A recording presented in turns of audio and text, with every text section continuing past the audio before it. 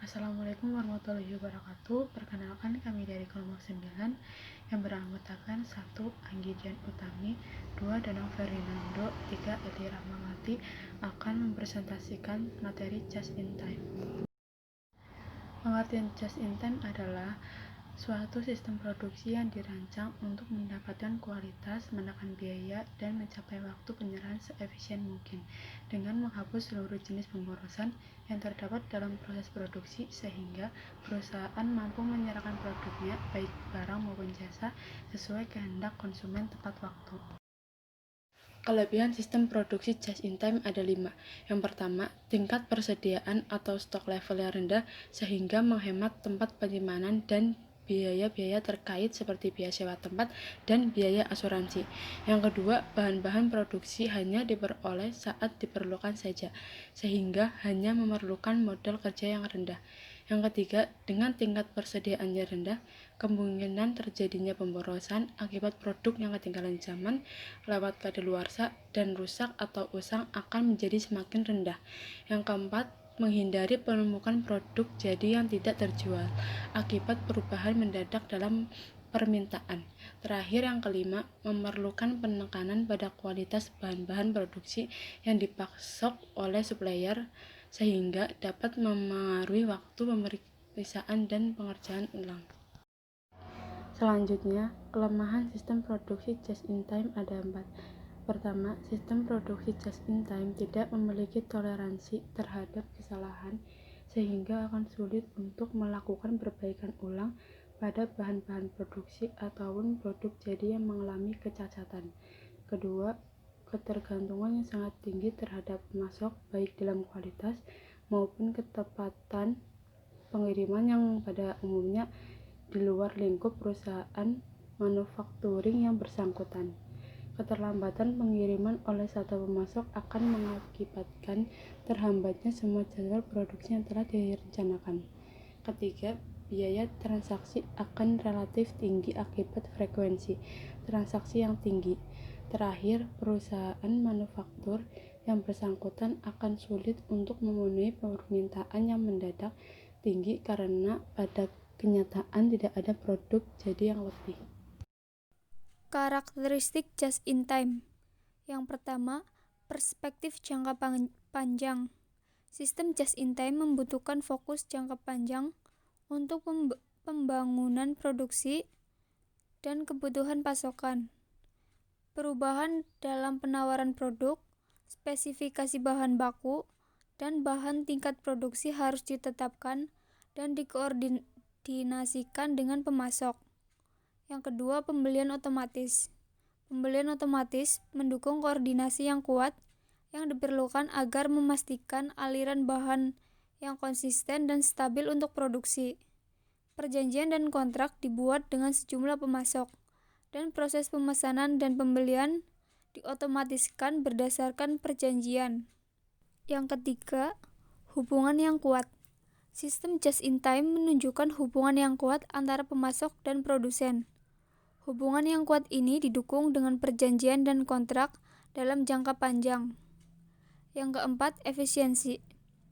Karyawan pada umumnya dilatih untuk menemukan kekeliruan pada awal proses produksi dan diperintahkan untuk mengambil tindakan korektif. Beberapa pemeriksaan kualitas membantu memastikan jalur produksi seefisien mungkin. Yang kelima, perbaikan konstan. Perbaikan ini dapat datang dalam bentuk mengembangkan langkah-langkah manufaktur yang sangat mudah dan membangun sistem untuk mengidentifikasi kesalahan produksi dengan cepat. Mereka juga dapat menghilangkan langkah-langkah yang tidak menambah nilai pada produk. Keuntungan sistem persediaan just in time. Yang pertama, proses produksinya singkat. Artinya, produsen dapat dengan cepat berpindah dari satu produk ke produk lainnya. Yang kedua, dapat mengurangi biaya dengan meminimalkan kebutuhan gudang. Yang ketiga, perusahaan menghabiskan lebih sedikit uang untuk bahan baku karena mereka membeli daya yang cukup untuk membuat produk yang dipesan dan tidak lebih. Cara kerja just in time. Contoh sistem persediaan just in time adalah produsen mobil yang beroperasi dengan tingkat persediaan rendah tetapi sangat bergantung pada rantai pasokannya agar dapat mengirimi suku cadang yang ia butuhkan supaya dapat membuat mobil sesuai kebutuhan. Akibatnya, pabrikan memesan suku cadang seperlunya untuk merakit mobil hanya setelah pesanan diterima. Manfaat-manfaat yang diperoleh dengan menggunakan just in time. 1. Mengurangi biaya tenaga kerja langsung dan tidak langsung sebagai akibat adanya penghapusan kegiatan seperti penyimpanan persediaan. 2. Mengurangi ruangan atau gudang untuk menyimpan barang. 3. Mengurangi waktu setup dan penundaan jadwal produksi. 4. Mengurangi pemborosan barang rusak dan barang cacat dengan mendeteksi kesalahan pada sumbernya. 5. Mengurangi lead time karena ukuran lot yang kecil. 6. Penggunaan mesin dan fasilitas produksi lebih baik. 7. Dapat menciptakan hubungan yang baik dengan supplier. 8. Layout pabrik menjadi lebih baik. 9. Integrasi dan komunikasi di antara fungsi-fungsi manajemen menjadi lebih baik. 10. Pengendalian kualitas dalam proses. Aspek pokok dalam konsep just in time. 1. Menghilangkan semua aktivitas dan sumber-sumber yang tidak memberikan nilai tambahan terhadap produk yang dihasilkan. 2. Menjaga komitmen terhadap kualitas. 3.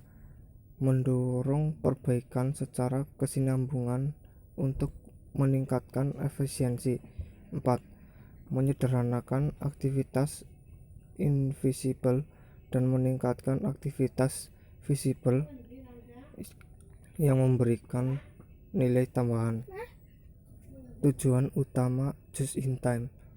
Tujuan utama just in time adalah untuk meningkatkan laba dan posisi persaingan perusahaannya yang dicapai melalui usaha pengendalian biaya, peningkatan kualitas, serta perbaikan kinerja pengiriman. Sekian dari kelompok kami, terima kasih.